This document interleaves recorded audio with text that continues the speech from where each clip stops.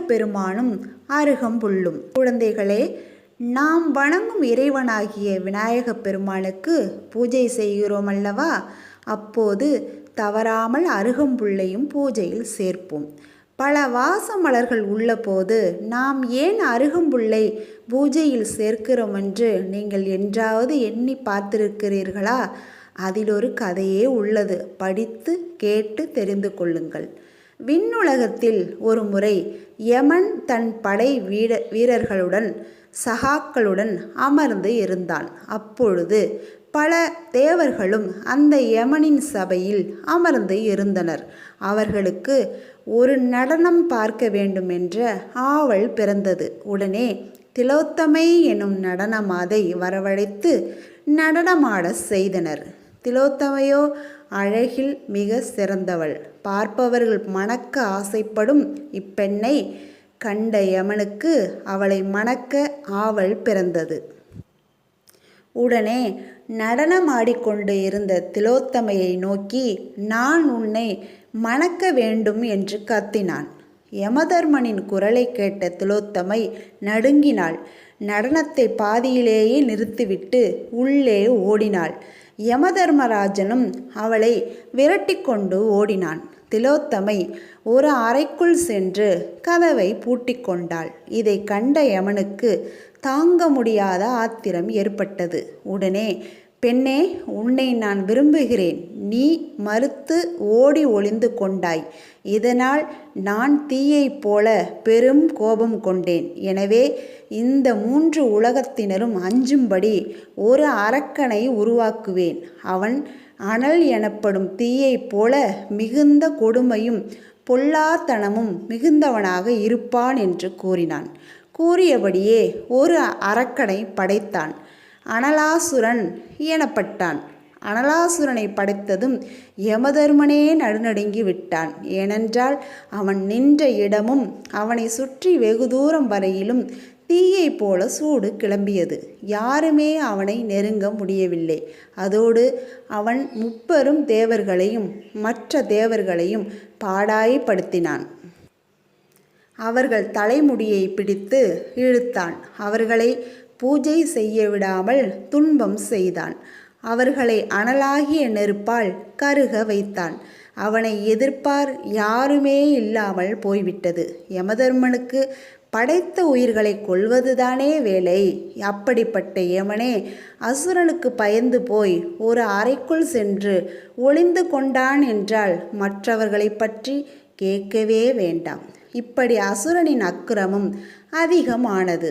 தேவர்கள் பலரும் கூடி அசுரனை அழிப்பது எப்படி என்று சிந்தித்தனர். முடிவில் அனைவரும் சேர்ந்து உலகின் முதல் கடவுளான விநாயகரை சென்று வணங்கினார்கள். இறையோனே, அசுரன் செய்யும் அக்கிரமம் எங்களால் தாங்க முடியவில்லை. தயவு செய்து அவனை அடக்கி ஆள வேண்டும். தேவர்களாகிய எங்களுக்கு வாழ்வு தர வேண்டும் என்று வேண்டினார்கள். விநாயகரும் தேவர்கள் பால் கருணை கொண்டார். மிகுந்த இரக்கத்தின் காரணமாக அடக்கி அழிக்க முடிவு செய்தார். அந்த சமயத்தில் அசுரன் பயங்கர ஆற்றலுடன் விநாயகரும் மற்ற தேவர்களும் கூடி அமர்ந்துள்ள சபைக்கு வந்தான். பயங்கரமான சிரிப்பும் ஆர்ப்பாட்டமுமாக அவன் போட்ட சத்தத்தில் அந்த சபையே கிடுகிடுத்தது. தேவர்கள் நடுங்கியபடியே சென்று விநாயகரின் பின்புறமாக ஒளிந்து கொண்டார்கள். விநாயகரின் கோபம் எல்லையை கடந்தது. சாது மிரண்டால் காடும் கொள்ளாது என்பார்களே, அதுபோல மிகவும் சாதுவான கடவுள் விநாயகர்.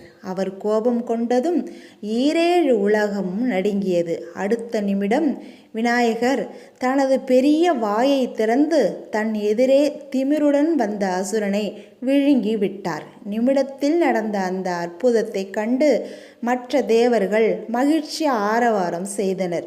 பூ மாறி பொழிந்தனர். ஆனால் மகிழ்ச்சி வெகு நேரம் நீடிக்கவில்லை. ஒரே நிமிடத்தில் முடிந்தது. ஏனென்றால் அசுரனை விநாயகர் விழுங்கினார் அல்லவா?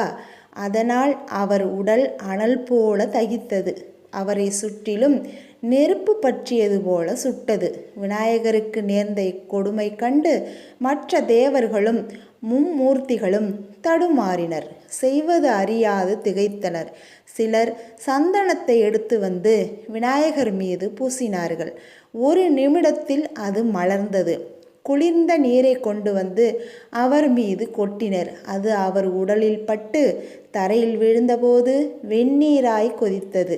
நல்ல குளிர்ந்த பனிமலர்களை விநாயகர் மீது கூடை கூடையாக எடுத்து கொட்டினர். அவை உடனே கருப்பாகி போனது. தேவர்கள் தடுமாறினர். முடிவாக விநாயகரை இமயமலையாகிய பனிமலையில் சென்று அமர வைத்தனர். என்ன விந்தை! விநாயகரின் உடல் வெப்பத்தில் பனிமலையே உருகியது. இப்படி நிலைமை மிகுந்த மோசமடைந்த போது சில தேவர்கள் சிறிது அருகம்புல்லை கொண்டு வந்தனர். அதனை கத்தையாக ஒரு மாலை போல கட்டி விநாயகரின் தோளில் போட்டனர். உடல் முன்போல குளிர்ந்து ஆனது. இதை கண்ட யாவரும் பெரிதும் மகிழ்ந்தனர். விநாயகரின் உடல் வெப்பத்தை குறைத்து அதன் வழி அவர் துயரத்தையும் மற்றவர்கள் துன்பத்தையும் குறைத்த அருகம்புல்லை பெரிதும் போற்றினர். உடனே விநாயகரும், இந்த சிறிய அருகம்புல்லால் என் பெரும் துயரம் தீர்ந்தது. இதனால் துயரத்தில் இருப்பவர்கள் இந்த அருகம்புல்லை மாலையாக கட்டி எனக்கு போட்டால் அவர்களின் துயரை நான் தீர்த்து வைப்பேன். இது இறைவன் மீது ஆணை என உறுதி கூறினார்.